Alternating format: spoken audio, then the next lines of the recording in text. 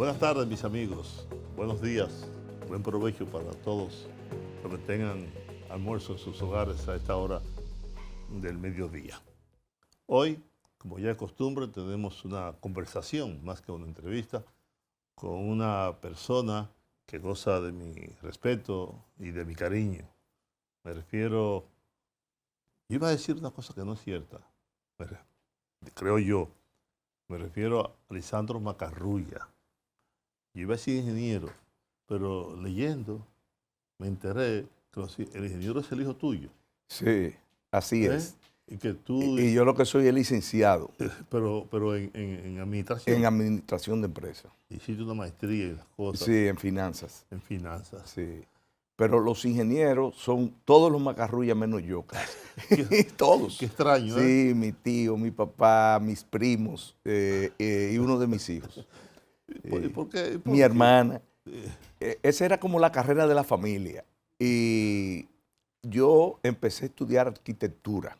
Lo que pasa es que yo empecé también a trabajar muy temprano, a los 15 años. Y no era fácil una carrera como arquitectura, que uno tenía materia el día entero, mañana, tarde y noche, y a la vez trabajar. Entonces decidí hacer administración de empresas, que sí podía tomar todas las materias de noche. Y por eso no soy yo hoy arquitecto. O sea, que hubiera estado dentro de las carreras de la familia, que son arquitectura e ingeniería. Entonces yo soy licenciado en administración. En administración. El elemento extraño en el grupo familiar. En la familia. Sí. Entonces, ¿a qué se ha dedicado tu familia? Bueno, es una historia interesante. Los Macarrulla, porque yo, que es por parte de mi papá. Perdón, ¿de dónde vienen los Macarrulla? Originalmente eran catalanes, pero eso es 4 generaciones anteriores a las mías, a la mía.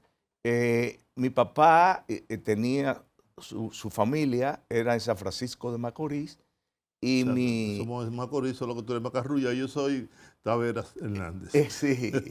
Entonces, sí, yo sé que tú eres de San Francisco. La familia, mi abuelo heredó de mi bisabuelo un matadero y una finca de cacao en San Francisco de Macorís. En un momento dado, Trujillo manda a cerrar todos los mataderos que había en el país porque se había instalado el matadero Cami. No sé si recuerda que era el matadero más moderno del mundo en su momento. Se instaló aquí en Santo Domingo y habían vinculado intereses de Trujillo ahí. Y mandó a cerrar eran de propio Trujillo. Sí, mandó a cerrar todos los mataderos. Mi abuelo se negó a cerrarlo. Un poco tosudo, ¿no? Guapo, el abuelo tuyo. No, yo te voy a hacer la historia completa. Entonces, Trujillo manda y establece un impuesto municipal. Imagínate, un impuesto municipal a un matadero relativamente pequeño e ineficiente comparado con el otro, ahí quebró. Pero mi abuelo, de terco, muda el matadero a Santiago y Trujillo muda el impuesto municipal a Santiago. Y ahí definitivamente quebró y no pudo. Ahí se acabó la carrera empresarial de la familia Macarrulla. Mi abuelo, que hablaba inglés, consigue trabajo en la Grenada Fruit Company, que era una compañía americana en Montecristi. Y allá mi papá conoce a Manolo Tavares Justo y fundan el 14 de junio.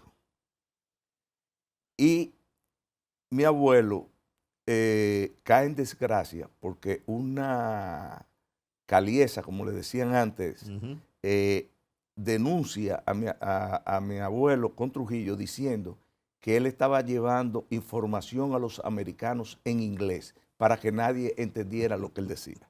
Y en ese momento ya la relación de Trujillo con los Estados Unidos no era la mejor. Cuando fueron a mi casa a buscar a mi abuelo preso, se llevaron inclusive a mi papá, que tenía 16 años. Wow. Y ahí empezó la carrera de mi papá, de hecho del 14 de junio, y a militar fuertemente contra la tiranía.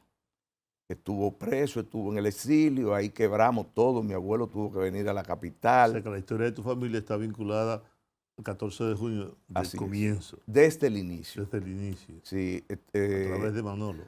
sí. Por aquí, bueno, Fafa Tavera, que tiene un programa, creo que Ajá, también sí, tiene un programa aquí en esta también, sí. emisora, estuvo, una de las veces que mi papá estuvo preso, estuvieron juntos en la misma celda. Yo me enteré en un acto Fafa tuvo a lo largo de toda su vida, tuvo 7 años, 7 años preso. pero en esta etapa, en También esta estuvo en la etapa 40, estuvo en la 40. sí, en la 40, esto fue la 40, Ujú. que duraron, yo creo que en ese momento duraron 7 años presos. Perdón, 7 meses presos, él y mi papá juntos. No sé exactamente los 7 meses, pero de que estuvieron juntos, estuvieron juntos. Y entonces ahí, bueno, vinieron a la capital. Mi papá Pero tu papá se hizo ingeniero, no obstante. Sí, sí, pero no pudo ejercer nunca porque no le dieron el S4. Y entonces se casó con mi mamá, una señora de Santiago. Porque pasó, no solamente pasó con tu padre, eso pasó con mucha gente. Con mucha Era gente. adversa a la tiranía. Correcto. Porque el propio Manolo, que estudió Derecho junto con su esposa, Con Minerva. que, bueno, a Minerva le dieron esos 4, yo creo que fue los otros días. Post-morte. Así mismo. Sí, así mismo. es. Pero si yo te hago la historia de mi papá sale al exilio vestido de cura de aquí. Sí, protegido por la Iglesia Católica. Y vivió escondido más de 2 meses en el Colegio Santo Domingo. ¿Tú te recuerdas el Colegio Santo Domingo, que era un colegio que había en la Bolívar, donde está la universidad, claro, que era solamente de señoritas? En la casa que está ahí igual, del rector de la universidad, que era del director de la escuela, en el sótano vivió mi papá escondido un tiempo, porque lo andaban buscando para matarlo. Entonces, ¿cómo se desarrollan ustedes desde el punto de vista empresarial? Eso empezó después de, ahí hubo un receso de la actividad empresarial, porque mi papá se dedicó a ese tipo de actividades de oposición al régimen y después, inclusive después de la dictadura, siempre estuvo relacionado con la izquierda y demás. Después que pasa todo eso y el país se empezó a vivir ya bajo esquemas diferentes. Exacto, la muerte de Trujillo, llegó el triunvirato. Pues, pero esos fueron momentos muy difíciles para nosotros. La elección de Juan Bosch, el golpe de Estado, la Revolución de Abril, todo los ese primeros proceso. los primeros 4 años de Balaguer, la Revolución de Abril, todos esos fueron momentos muy difíciles. Después, él puso un pequeño negocio y nunca se desarrolló mucho como empresario. Él, de una forma u otra, esa experiencia que vivió lo marcó mucho. Y inclusive él estuvo entrenándose fuera y demás para venir aquí a complotar contra el régimen. Y ahí después empecé yo, desde los 15 años, a trabajar con él y empecé a desarrollar los negocios que tenemos hoy en día. De eso hace, yo cumplí trabajando ahora 51 años. Desde los 15 a la edad que tengo, 51 años trabajando.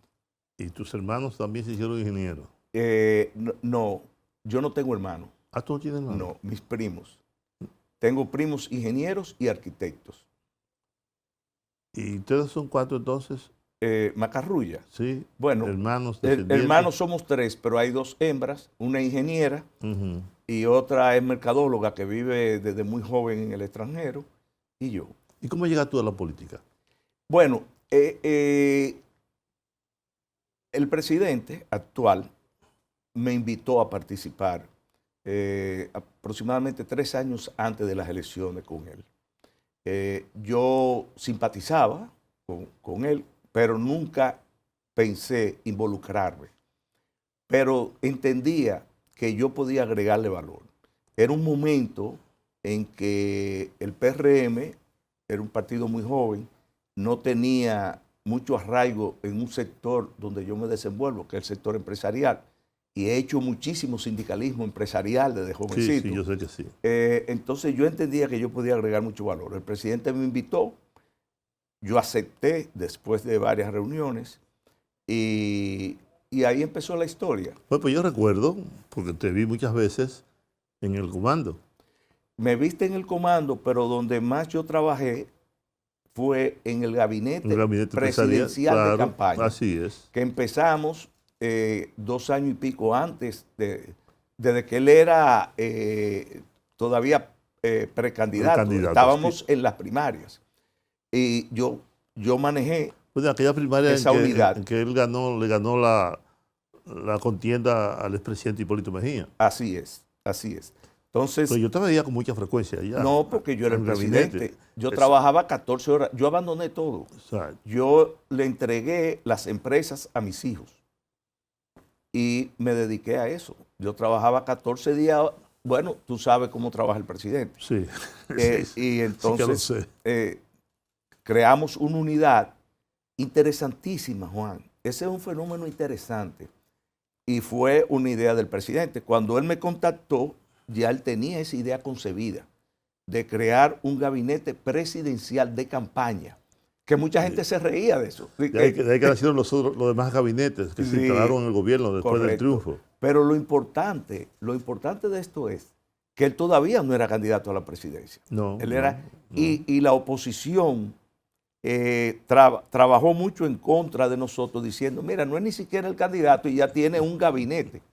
Pero mira lo que hacíamos ahí, y eso fue una idea de él. Nosotros teníamos un gobierno paralelo ahí, o sea, una estructura. Digamos que un gobierno de la sombra. Sí, similar a la estructura de gobierno.